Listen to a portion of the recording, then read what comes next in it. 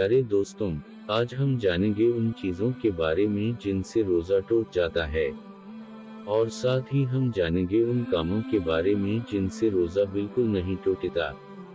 तो आइए शुरू करते हैं बगैर देर किए।